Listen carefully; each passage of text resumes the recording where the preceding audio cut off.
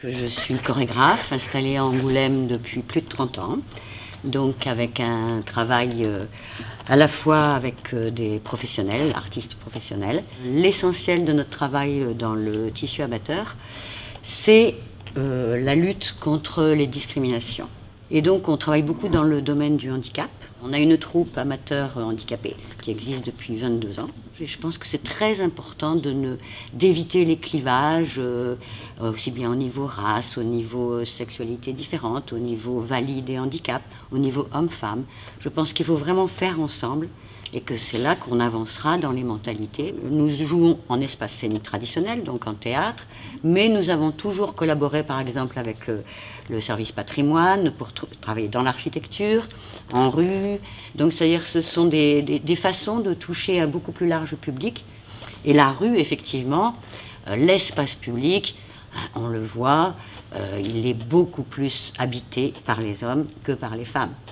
Donc, effectivement, il est important, surtout avec des créations de femmes et féministes, en tout cas, de féminiser, voilà. Féminiser la rue. Mais voilà, que tout le monde ait accès à la rue, les femmes y compris, etc. quoi. Vous auriez pu avoir un parcours plus important si vous aviez été un homme?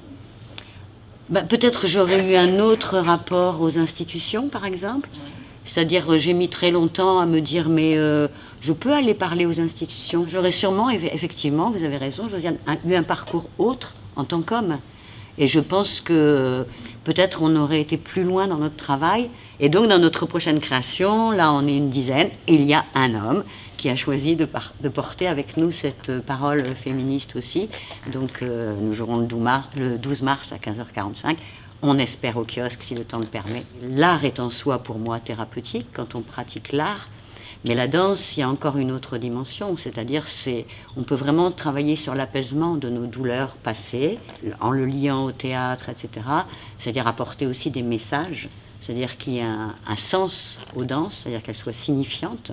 Vous m'avez dit aussi avoir un lien particulier avec Franquin. Donc oui. Là, nous sommes aujourd'hui pour vous interviewer. Voilà.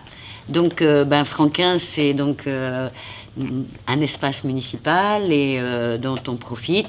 On aimerait en profiter encore plus, je peux vous le dire.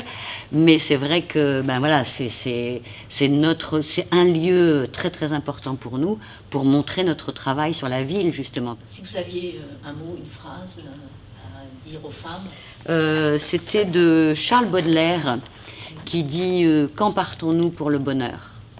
Marlène Koff, merci beaucoup. Merci beaucoup à vous, Josiane.